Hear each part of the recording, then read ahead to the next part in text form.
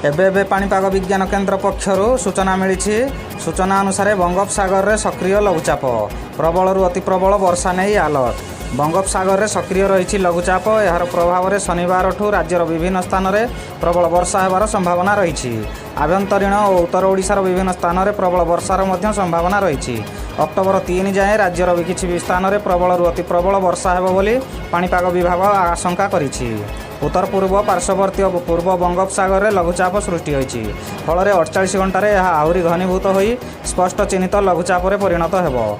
लघुचाप घनीभूत होगापर उत्तर ओडिशा और पश्चिमबंग आड़ को मुहाई पारे। लघुचाप जो प्रबल वर्षार संभावना थिबारु 3 दिन जिला को ऑरेंज वार्निंग जारी करा जायछि। 30 तारिख में केन्दुझर मयूरभंज जाजपुर भद्रक और बालेश्वर प्रबलरू अति प्रबल वर्षा हो पारे। एसबू जिलार किसी स्थान में 70-200 मिलीमीटर जाए वर्षा हो पारे बोली पाणीपाग विभाग पूर्वानुमान करिछि। सेहीपरि सुंदरगढ़ अनुगुल ढेंकानाल कटक केन्द्रापड़ा जगतसिंहपुर खोर्धा जिले में प्रबल वर्षा हो पारे। से 1 तारिख आभ्यंतरीण ओडिशार विभिन्न स्थान में प्रबलरू अति प्रबल वर्षा हो पारे। सुंदरगढ़ अनुगुल देवगढ़ बरगढ़ संबलपुर झारसुगुड़ा सोनपुर बलांगीर केन्दुझर मयूरभंज जिलार किसी स्थान में प्रबलरू अति प्रबल वर्षा होबार संभावना रही। नुआपड़ा नवरंगपुर कलाहांडी कंधमाल बौद्ध नयागढ़ कटक ढेंकानाल जाजपुर बालेश्वर भद्रक जिला किसी स्थान में प्रबल वर्षा हो पारे।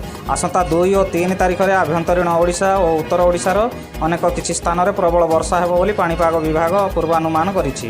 ब्यूरो रिपोर्ट सतर्क टीवी।